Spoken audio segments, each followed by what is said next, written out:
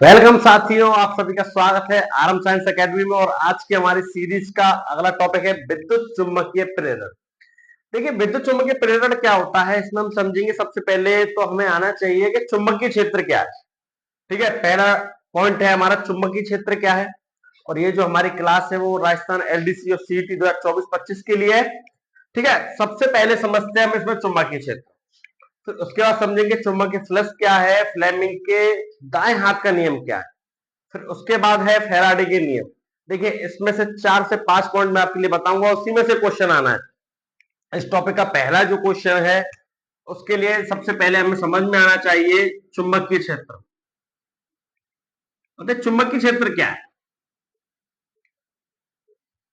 इस शब्द से पता पड़ रहा है कि चुंबक के आसपास का क्षेत्र क्या कहलाता है, चुंबकीय क्षेत्र। कैसे देंगे, मानिए एक चुंबक है, इसके दो पोल होते हैं, एक नॉर्थ उत्तरी ध्रुव और एक दक्षिण ध्रुव। ठीक है, इस चुंबक के एक क्षेत्र होगा जहां तक ये चुंबक किसी भी लोहे की वस्तु को अपनी ओर खींचेगी।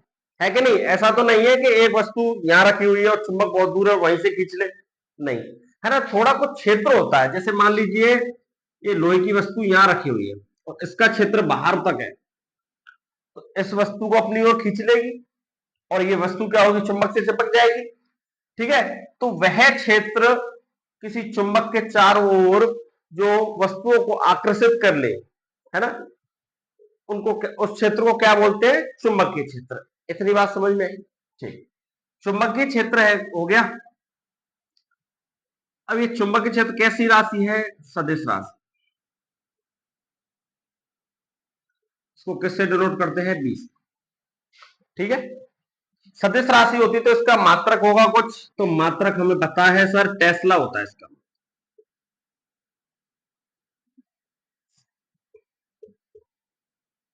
ठीक है, चुंबकीय क्षेत्र क्या है सर, किसी चुंबक के आसपास का वह क्षेत्र जिससे वह वस्तु को आकर्षित कर ले, है ना, लोहे की वस्तु को आकर्षित कर ले, उस क्षेत्र को क्या कहते हैं, चुंबकीय क्षेत्र। डी से दर्शाते हैं। सदिश राशि होती है, क्लास में बताया पुरानी में, कि परिमाण और दिशा जिसमें दोनों हो वो कौन सी राशि है, सदिश राशि है। इसका मात्रक क्या है, टेस्ला। ये कौन सा मात्रक होता है साथियों, ऐसा ही मात्रक जो हम फिजिक्स में पढ़ते हैं। एक होता है सीजीएस मात्रक। तो सीजीएस मात्रक क्या होता है इसका, गॉस। ठीक है, तो अब इनमें दोनों में संबंध है। एक टेस्ला बराबर होता है 10⁴ गॉस के। बस इसके लिए ये जरूरी है, बात है। देखिए, ये दोनों पॉइंट इसलिए बताएं क्योंकि इनमें किसी को भी पूछ लेता है। अगर आपसे कहे कि मात्रक क्या है, तो मात्रक तो टेस्ला है। आपसे कहे कि चुंबकीय क्षेत्र का सीजीएस मात्रक क्या है, तो सीजीएस मात्रक साथी क्या है, गॉस, जिसको जी से दर्शाते हैं। ठीक है, तो एक टेस्ला बराबर कितना होता है, 10⁴ गॉस। ठीक है, पहला शब्द तो हुआ चुंबकीय क्षेत्र के लिए। ये चुंबकीय क्षेत्र क्या करता है, जैसे इसने एक अपना एरिया बनाया। ठीक है, एरिया बनाया तो कोई चीज होगी जो इसको खींचेगी। जो चीज खींचती है उसको बोलते हैं चुंबकीय बल रेखाएं। क्या बोलते हैं, चुंबकीय बल रेखाएं। इससे कुछ चुंबकीय बल रेखाएं निकलती हैं जो नॉर्थ पोल से निकलती है और साउथ पोल में घुसती हैं।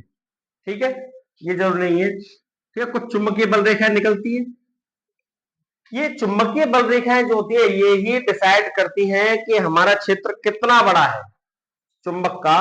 देखिए, छोटी चुंबक होगी तो उसका क्षेत्र छोटा होगा, और एक बड़ी चुंबक होगी तो उसका चुंबकीय क्षेत्र क्या होगा, बड़ा होगा। तो चुंबकीय क्षेत्र बड़ा किसकी वजह से है, चुंबकीय बल रेखाओं की वजह से। किसी चीज को, लोहे की को चिपका रही है तो किसकी वजह से, चुंबकीय बल रेखा की वजह से। ठीक है, अब इसी पे एक शब्द है जिसका नाम है चुंबकीय फ्लक्स।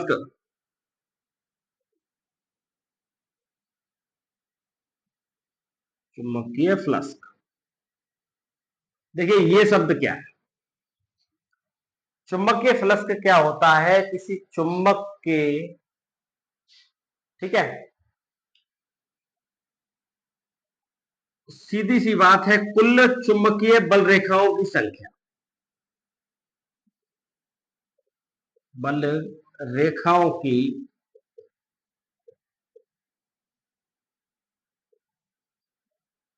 संख्या को चुंबकीय फ्लक्स बोलते हैं।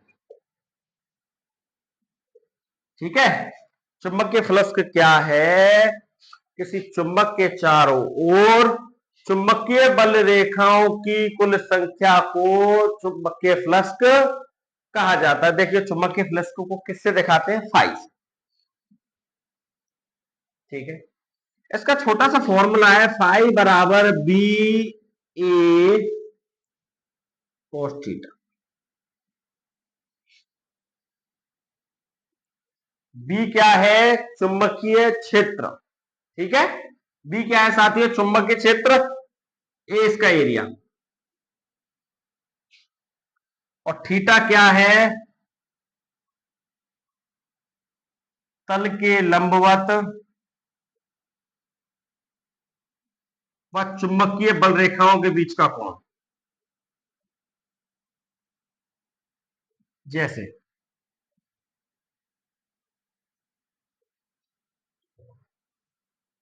देखिए, एक चुंबक है, इस चुंबक से कितनी सारी चुंबकीय बल रेखाएं निकल रही हैं, तो एक एरिया बना रही। ठीक है, ये एरिया बना रही, ये चुंबक का क्षेत्र है। इससे लंबवत निकलने वाली, लंबवत का मतलब होता है ये तल, और इस तल के लंबवत ये वाली चुंबकीय बल रेखा है। ठीक है, इन चुंबकीय बल रेखाओं की कुल संख्या को साथियों क्या बोलते हैं? चुंबकीय फ्लक्स बोलते हैं। सीधी सी बात दिमाग में याद रखना, चुंबकीय बल रेखाओं की कुल संख्या, ठीक है, जो तल के लंबवत हो। ठीक है, तल के लंबवत भी होंगी, कभी तल के समांतर भी होंगी, उसी हिसाब से थीटा का मान लिया जाएगा। लंबवत में 90 डिग्री लेते हैं, समांतर में 180 डिग्री। ठीक है, चुंबकीय फ्लक्स जो होता है, इसका मात्रक क्या है? मात्रक पेपर में बहुत पूछा जाता है। मात्रक होता है इसका वेबर। क्या मात्रक है? वेबर।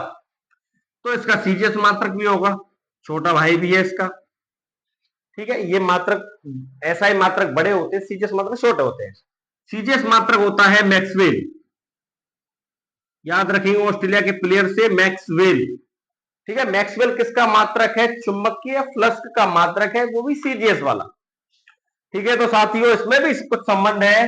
जब एक टेस्ला बराबर 10⁴ गॉस था, तो एक वेबर बराबर, यहां लिख देता हूं, एक वेबर बराबर है 10⁸ मैक्सवेल की।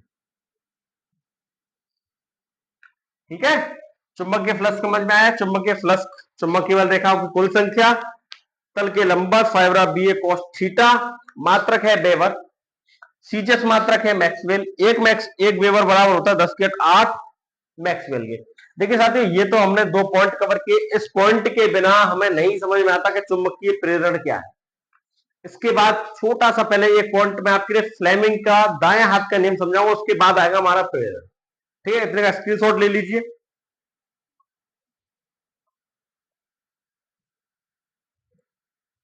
चलिए साथियों, आगे बढ़ते हैं। अब समझते हैं चुंबकीय क्षेत्र में कि फ्लेमिंग का दाएं हाथ का नियम क्या है। देखिए, राइट हैंड नियम क्या कहलाता है फ्लेमिंग का?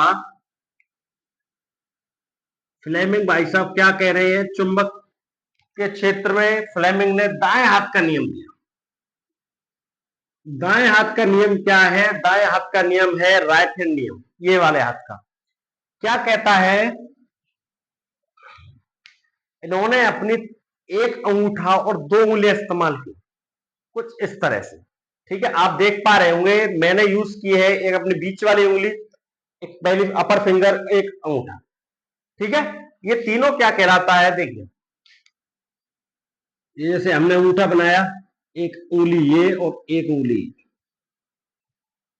ठीक है, ये वाली उंगली बाहर की तरफ दिखा रही है। ठीक है, अब ये क्या है?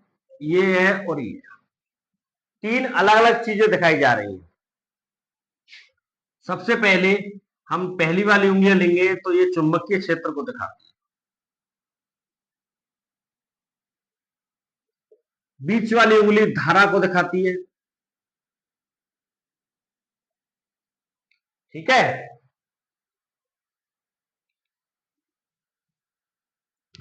और साथियों अंगूठा जो दिखाता है वो चालक की गति को दिखाता है। जैसे मान लीजिए क्या कह रहा है, जब एक चुंबकीय क्षेत्र है, ठीक है, एक ये चुंबक है, ठीक है, इस चुंबक से चुंबकीय बल रेखा निकल रही है। इस चुंबकीय बल रेखाओं के कारण एक हल्का सा करंट प्रभावित होता है, हल्का करंट दिखाई देता है, वो धारा होती है।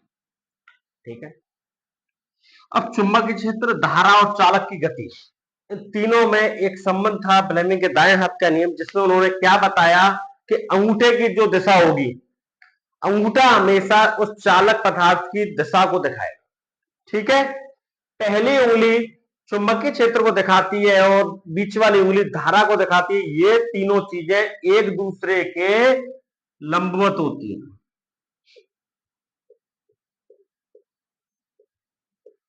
क्या है साथियों, एक दूसरे के लंबवत होती हैं। देखिए लंबवत का मतलब होता है 90 डिग्री कोण पे चालक की गति हो या चुंबकीय क्षेत्र हो, दोनों ही कितने डिग्री पर है, 90 डिग्री पे। पहला पॉइंट आया समझे। चुंबकीय क्षेत्र और धारा ये दूसरे से कितने पे है, 90 डिग्री। तो फ्लेमिंग भाई साहब ने यह कहा था कि किसी भी चालक पदार्थ में अंगूठा चालक की गति को दिखाएगा, पहली उंगली चुंबकीय क्षेत्र को और सेकंड उंगली धारा को दिखाएगी, और ये तीनों एक दूसरे के लंबवत होंगे।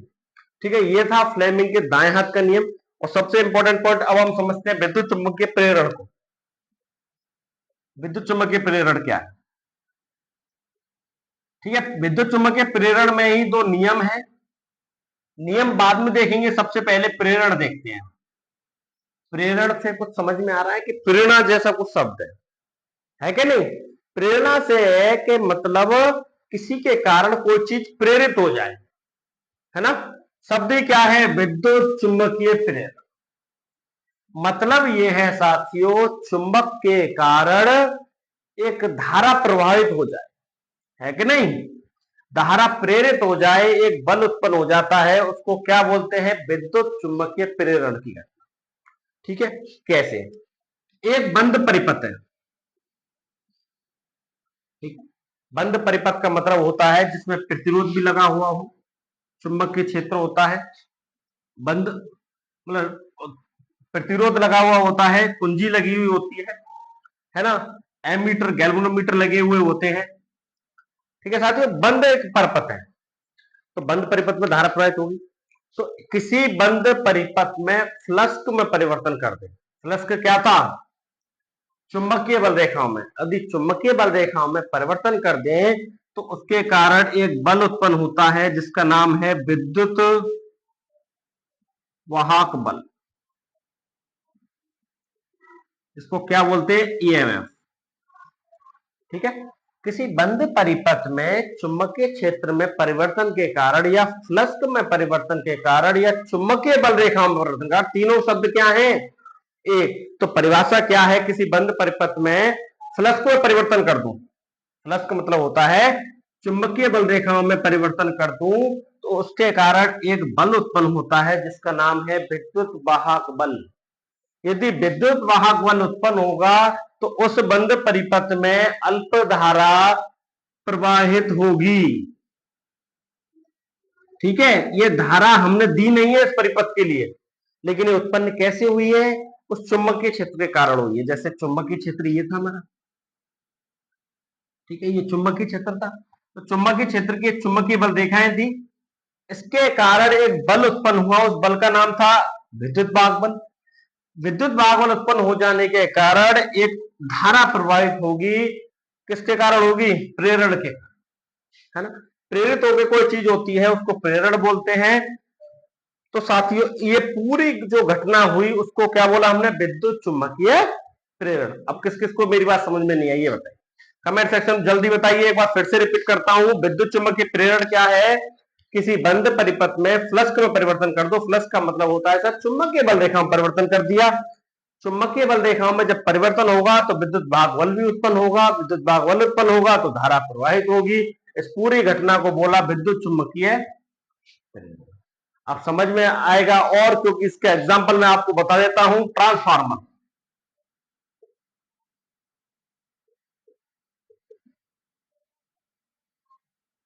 ट्रांसफार्मर का सबसे बेस्ट उदाहरण है विद्युत चुम्बकीय प्रेरण।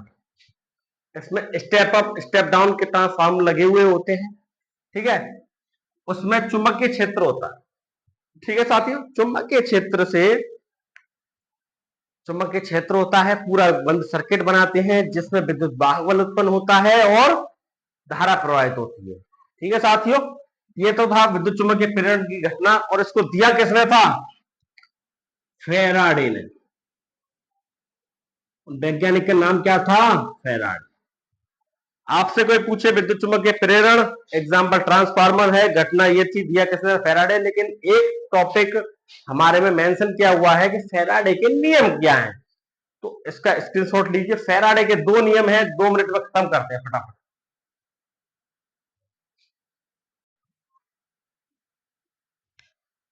हाँ जी साथियों, अब देखते हैं पॉइंट फेराडे के प्रथम और द्वितीय नियम को। देखिए फेराडे क्या कह रहा है, समझिए इसको। फेराडे के विद्युत चुंबकीय प्रेरण नियम में पहला नियम वही है जो अभी अभी आपके लिए बताया गया था।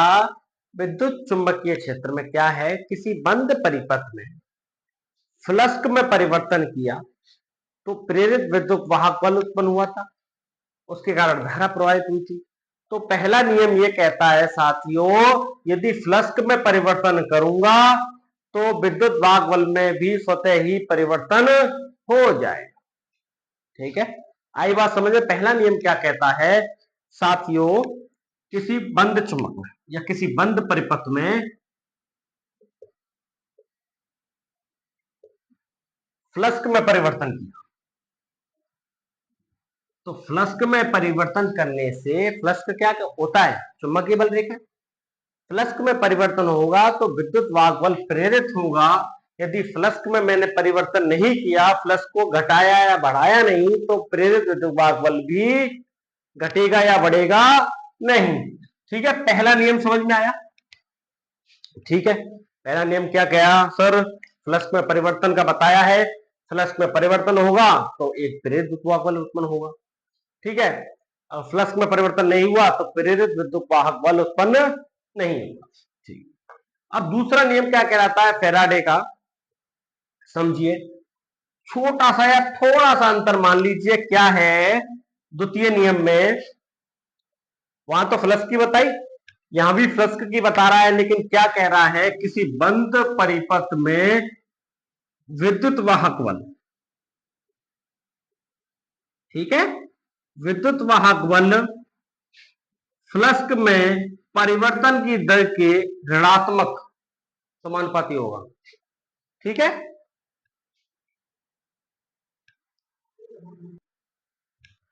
ठीक है साथियों, द्वितीय नियम में क्या समझा हम लोगों ने कि किसी बंद परिपथ में विद्युत वाहक बल फ्लक्स में परिवर्तन की दर के ऋणात्मक समानुपाती होता है। यह होता है द्वितीय नियम, जिसको किसका नियम बोला हमने? लेंज का नियम, ठीक है। आपके लिए पेपर में सीधा यही पूछेगा, लेंज का नियम क्या है, ठीक है। इतना समझ में आए बात?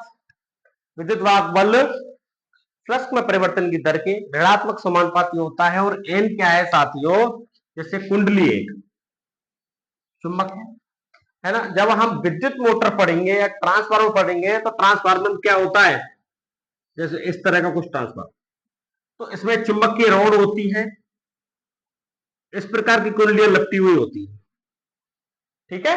इस प्रकार कुंडलियां होती हैं तो चुंबकीय क्षेत्र उत्पन्न होता है, जिसके कारण चुंबकीय बल रेखा निकलती है, लंबवत चुंबकीय बल रेखा निकलती है, तो जिससे क्या उत्पन्न होगा? विद्युत वाहक बल। विद्युत वाहक बल उत्पन्न हो जाने से फ्लक्स में परिवर्तन हुआ, है ना, धारा प्रवाहित होगी, तो यही क्या कहलाया हमारा? दूसरा नियम। तो ये जो कुंडलियां है ना, ये है फेरों की संख्या, जिसमें एन जो हमने दिखाया ना, कुंडली में फेरों की संख्या है, मतलब कितने चक्कर घूमे हुई है। जितने ज्यादा चक्रित होगी उतनी ही विद्युत वाहक बल ज्यादा उत्पन्न होगा, फ्लक्स में परिवर्तन उतना ही अधिक होगा, ठीक है। और जो माइनस का चिन्ह हमने दिखाया है ये चालक की गति को दिखा रही है, धारा की दिशा में चालक की गति है। ठीक है, जो अभी अभी हमने फ्लेमिंग के दाएं हाथ के नियम में अंगूठे की जो देखा था ना, ऋणात्मक दिखा रहा था, वो धारा की दिशा को दिखा। ठीक है साथियों, द्वितीय नियम क्या है? विद्युत वाहक धारा के परिवर्तन की दर के ऋणात्मक के समानुपाती होता है। एन कुंडलियों की संख्या हो गई। ये हो गए फैराडे के प्रथम और द्वितीय नियम। आपसे इन्हीं दोनों के बारे में पूछे। और अब एग्जाम्पल देख लीजिए जो मोस्ट इंपोर्टेंट है, विद्युत चुंबकीय प्रेरण के एग्जाम्पल क्या है? एग्जाम्पल है साथियों विद्युत मोटर, ठीक है, एक है विद्युत जनित्र जिसको डायनामो बोलते हैं। ये कौन से सिद्धांत पे काम करते हैं? विद्युत चुंबकीय प्रेरण सिद्धांत। और तीसरा है ट्रांसफार्मर, ये भी क्या है? विद्युत चुंबकीय प्रेरण है, लेकिन इसमें भी एक इसका टाइप है जिसको बोलते हैं अन्योन प्रेरण, है ना। ऑप्शन ना दे तो अन्योन प्रेरण भी दे सकता है। ठीक है साथियों, ये हमारा टॉपिक खत्म हुआ विद्युत चुंबकीय प्रेरण के लिए। ठीक है, आपको आई होप ये समझ में आया होगा। वीडियो अच्छी लगी तो वीडियो को लाइक शेयर और सब्सक्राइब करना ना भूलें। बहुत बहुत धन्यवाद।